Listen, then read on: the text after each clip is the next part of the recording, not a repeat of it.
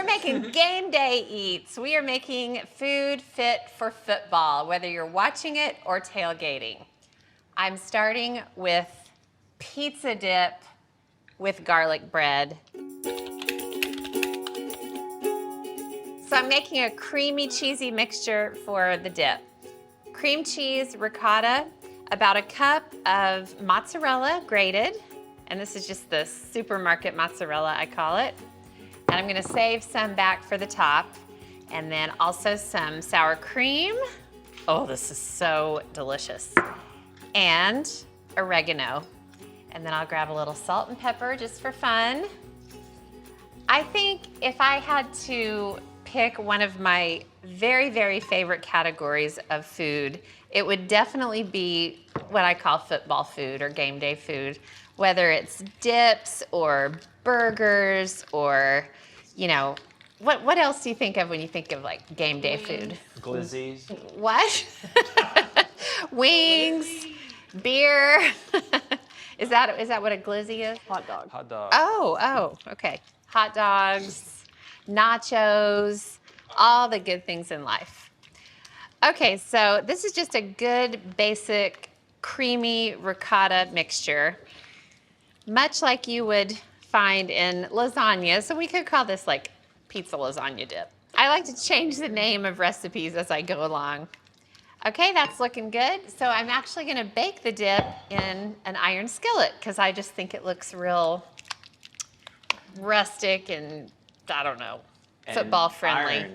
Gridiron, the gridiron. Ooh, good point, good point. It conveys strength, durability. All right, so I'm spreading the dip into the skillet and, now I'm gonna build this dip basically like a pizza, just like you would build the top of a pizza. So marinara sauce, check it out. Isn't this cool? The pork ham. Yeah, pork ham. And it's a lot, But I'm gonna spread it out and then you can kind of see the ricotta peeking out. And then the rest of the mozzarella. Oh, baby. Yum, yum. And then pizza toppings. So, of course, pepperoni. Pepperoni is the #1 variety of pizza, at least in America, and definitely at my pizza restaurant. Green peppers diced. You can also do rings of different colors of bell pepper. And black olives, yay! I love black olives. They're just so decidedly non-fancy. Okay, so the pizza dip is assembled. I'm gonna wait, and now I'm gonna build the garlic bread that I'm gonna use to make little pieces of toast to dip into the dip. I mean, this thing is just gonna blow you away. So I've got some softened butter and minced garlic, and I'm adding more oregano. Give it a quick stir, mix it all together. And this will definitely keep the vampires away. This is garlicky. So I'll take half of it, plop it on 1/2 of a loaf of French bread, and the other half, and then I'll just spread it out. You just kind of want to cover the entire cut surface with this garlic butter. Why is garlic so darn good? It makes everything better. It's just a magical mystery ingredient. How is it so flavorful? I don't know, but gosh, I'm glad whoever discovered garlic discovered it. Now, we only have to take 1 trip to the oven. You can carry it all. Oh, I can carry it all. I've got the oven on 450, so it's very, very hot. Put the bread in and the dip. And I'm gonna bake both of these for 12 minutes, and then we're gonna dig in. My gosh, look at this, Alex. Oh my boy. Look at this dip. It's beautiful. It looks like a pizza, but it's a creamy dip instead. And look at this delicious, beautiful garlic bread. Ooh, hot. Ooh, hot. So basically, I'm gonna cut these into little spears. Spears. I don't know. Don't listen to your mom. Okay, I'm struggling with this bread, so give me about 2 minutes to get it all sliced up.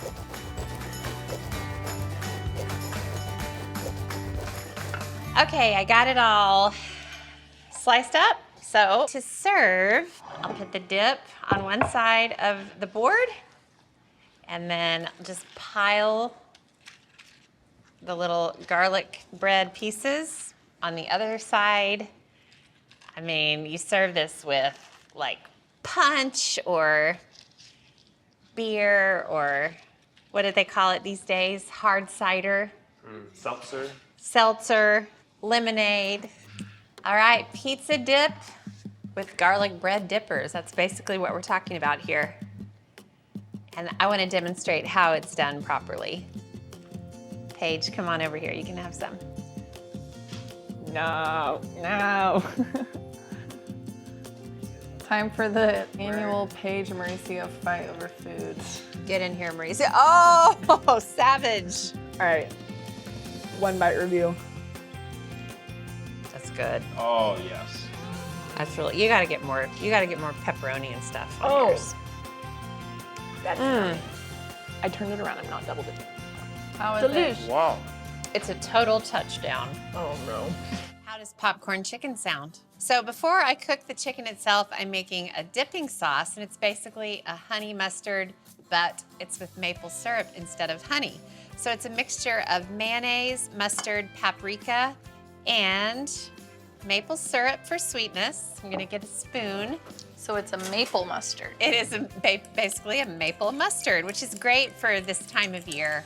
Okay, so that's the dipping sauce. Doesn't it look good? Come in It here and looks look at nice this. and glossy. Yeah, and it's not too thick, which I like. All right, so now it's about the chicken. So I'm using chicken breasts that I cut into pieces, and I'm basically gonna do a simplified breading assembly line. So salt and pepper to season the chicken really well, and I'll toss it around. I really think popcorn chicken, the name comes from the fact that when it's all done, sometimes there are little clusters of breading and it kind of looks like popcorn. Okay, so now to kind of do the first coating on the chicken, I'm adding some cornstarch, which always results in kind of a lighter breading or batter, and then 2 beaten eggs. And this just saves the step of having a dish of cornstarch, a dish of eggs, and a dish of the breadcrumbs. So you want to really toss the chicken around just to give the cornstarch a chance to kind of coat and dissolve and make that chicken super sticky. All right, so for that crispy, crunchy outer coating, I've got panko breadcrumbs, and I'm actually going to put half of the chicken in the crumbs and see how much I can bread at once. I didn't want to add all because that would be a gloopy mess. Just kind of plop the chicken onto the crumbs, and then I'm gonna toss and kind of break them apart as I go so you don't wind up with like one big piece of popcorn chicken. Yum.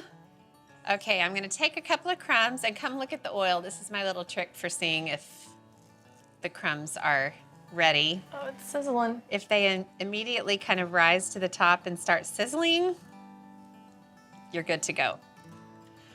So I'm gonna get some tongs, and I'll just grab like 3 nuggets at a time and just drop them in and make sure they don't stick together when I add them to the oil. All right, now I have my trusty spider, and I just move them around the pan. I don't want to slosh the oil out, so you've got to be really careful.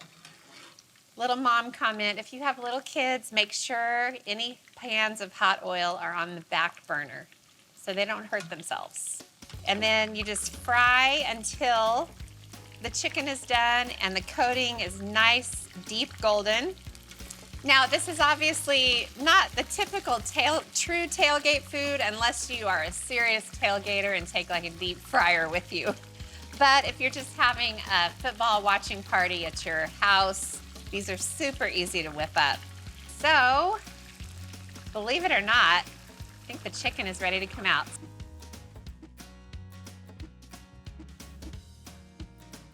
All right, and then as soon as you get the popcorn chicken out of the oil, you want to sprinkle on the salt. Delicious. All right, I'm gonna let this hang out. I'm gonna bread the second batch and fry it just like this. Second batch turned out even better than the first batch, so give it its little sprinkling of salt. And I have a little dish for the maple mustard. I mean, what can you say?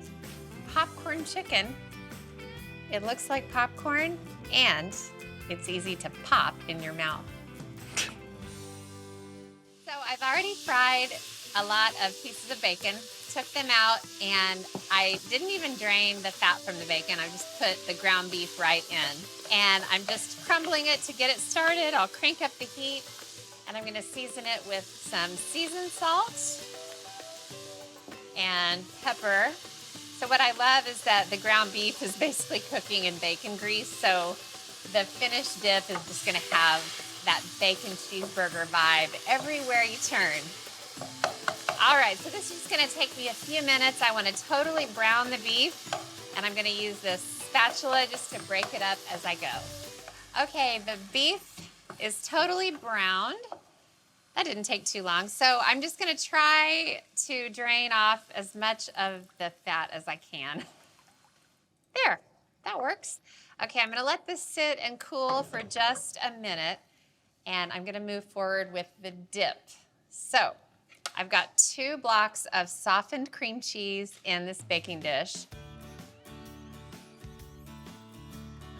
All right, so the cream cheese is spread. I'm gonna sprinkle on a little bit of pepper just for fun. I have some freshly grated cheddar cheese. I'm gonna add half of it to the cream cheese. And then, you guessed it. Okay, so then I'm gonna add all the beef. And if there's a little bit of juice, that's good. No worries, you don't have to drain all the fat. It's just extra flavor. Oh, how does this look so far? Amazing. All right, now, this is kind of cool. Way to go, It's guys. ruining it. I know. Yes, ketchup. Ketchup. I'm on your side, Mom. Thanks, Paige. You gotta have ketchup and mustard in your cheeseburgers, right? Heck yeah. This is an interesting piece of trivia. Lad never eats mustard unless it's on a bacon cheeseburger. He doesn't eat it on a regular cheeseburger. Worcestershire. And you can mix the ketchup, mustard, and Worcestershire with the ground beef if you want to, or if you just want to take the easy road, just do it all in the pan. And I'm going to add half of the bacon pieces. Yum, yum, yum. And then, you guessed it, the rest of the cheese. This is going to be incredible. Now, the dip is not the only aspect of this dish. Look at what I have over here. Oh no. Oh, Fresh rolls. These are actually frozen dinner rolls, and I let them thaw and rise. And I have some garlic butter. It's just a mix of fresh garlic and butter that I melted in the microwave. So I'm gonna generously brush this butter on all the buns.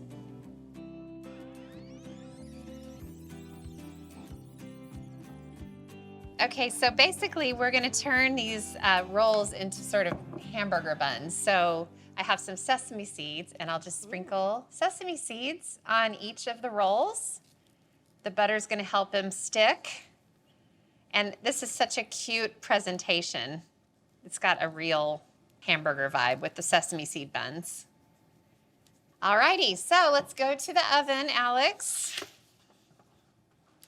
So the cool thing is the dip and the rolls bake at the same time. So I'll put the dip in and the rolls, and both of them are gonna bake at 375 until the rolls are golden and the dip is bubbly. It's gonna take about 17 to 20 minutes. Okay, let's start with the rolls. Oh my goodness. How cute Ooh. are these? And the dip. Wow. Check that out. What? Oh my. It's not gourmet, it's not fancy, but I wanna dive into this pan right now. But I'm gonna wait because I have a couple more little adornments. More ketchup, Alex. But Closing just my for fun, eyes. just a drizzle. My ketchup don't drizzle. Okay, mustard. And just a little bit. You don't want to have big globs of condiments on top.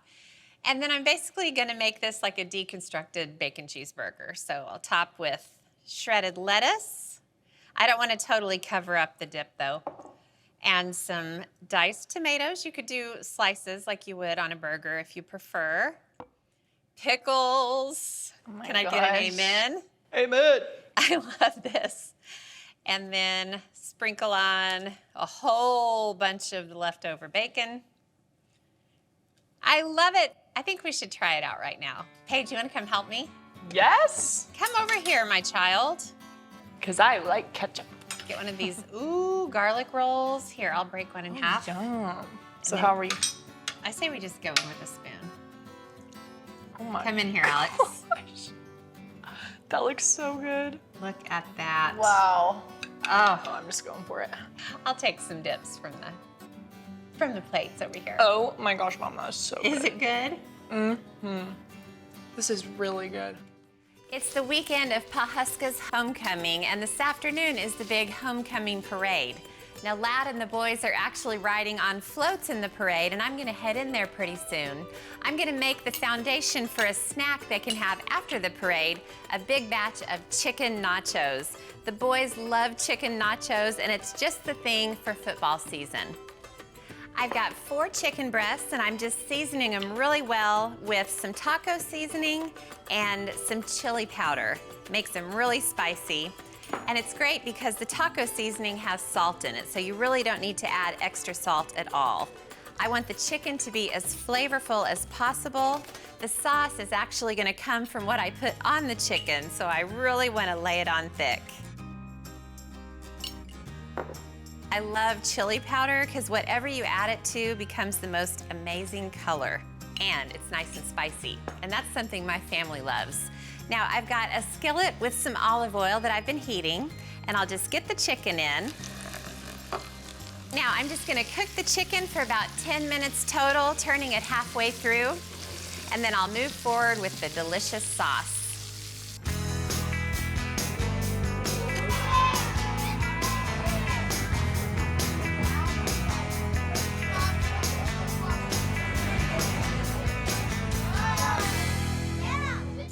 The chicken is fully cooked and it looks and smells amazing. I'll just take it out and get it on the board. And I'm gonna make a sauce for the chicken right in the same skillet. I'll just pour in some water, probably 1.5 cups to 2 cups. And to help it along, I'll pour in just a little bit of tomato sauce. And then I'll just whisk this together and let this boil up and come together. I love chicken nachos. Well, I love nachos, period. But chicken nachos are a real treat. Shredded chicken with a delicious sauce on it, smothered in cheese on top of chips. I'm already hungry for them. Now, the chili powder and the taco seasoning add plenty of spice, but that's never enough for me. So I'm gonna add just a little bit of my favorite hot sauce, just to make sure it's got a nice zip to it. Okay, that's looking good, so I'll let that simmer and heat up. And while that happens, I need to shred all of this chicken. And I'll just use 2 forks and go right in with it. There is nothing like football season, and really there's nothing like football season in a small town like Pawhuska. It really is important around here, and homecoming weekend is pretty much the height of football season in a small town. The parade is a great way to kick it off. All the cheerleaders are there, the high school football players, so it's really fun to see the whole of Pawhuska football represented. Chicken nachos are definitely one of Lad's favorites, so he's gonna be excited when he gets home after the parade. I think shredded chicken is so great on nachos or in any Mexican food. Okay, the sauce looks amazing, it smells divine, so I'm just gonna plunk the chicken right into the sauce, and then I'll just simmer it for a few minutes. Then I'll let it cool, pop it in the fridge, and I'm gonna head into the parade.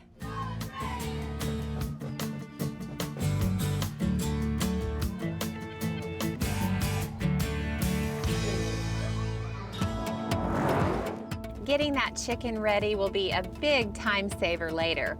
Now I'm actually gonna do 2 versions of nachos, one for the boys and a more embellished one for the girls. They both start exactly the same. A pile of tortilla chips, and then a generous amount of grated cheddar jack cheese. After that comes a layer of the delicious chicken. Then I'll build 2 more layers just like that. Chips, cheese, chicken, and then I'll end with a final sprinkling of cheese. They go into the oven at 350 until the cheese is nice and melted, and that's where the similarities end. Now the boys will eat the nachos just as they are, but I like to add a few more delicious ingredients. Jarred jalapenos, chopped tomatoes, a sprinkling of black olives, sliced green onions, and a dollop of sour cream. To me, that's what chicken nachos are all about. So 2 things to look forward to this afternoon. Delicious chicken nachos, but first, the homecoming parade. The kids are on their way to the writing lesson, so I'm gonna start throwing together some sloppy joes for later. Good old meaty, wonderful, drippy, messy sloppy joes. I just love them. Okay, the meat's all browned up. So the first thing I need to do is drain the fat. I'll leave a little bit for flavor. Okay, much, much better. Now I've got half of a medium onion that I diced. I'll throw that in, and a green pepper. And then I have 5 cloves of minced garlic. These sloppy joes are mighty flavorful. Now the basis of the sloppy joe sauce is good old ketchup. I'm gonna squeeze in probably 1.5 cups or so. Okay, and then I'll add 2 heaping tablespoons of brown sugar just to give the sauce a little sweetness. Is that heaping enough for you? Some salt and pepper. It's a lot of meat we're seasoning here. And then for some really great flavor, I add a couple of teaspoons of chili powder. It adds a little spice too, but really gives it a nice kick. And then a heaping teaspoon of dry mustard. Gives it some nice tang. And then for a little bit more of a kick, I'll just add a little bit of crushed red pepper flakes. And then several dashes of Worcestershire just to give it some nice savoriness. Okay, and then because I'm that kind of gal, a couple dashes of hot sauce. 2 or 3 or 4. And then I'll just add a cup of water to kind of bring all this together and make a really yummy sauce out of it. Now I'll just kind of stir it all together and see what I've got. And I usually adjust things here and there. It looks like it could use a little more ketchup, a little more depth of color. Squeeze a little more in there. All right, now I've got this just where I want it.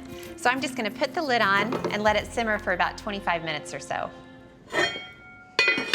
I got some food up at the lodge for you guys, so you can go heat it up and chow down. What are you gonna do? Where are you going?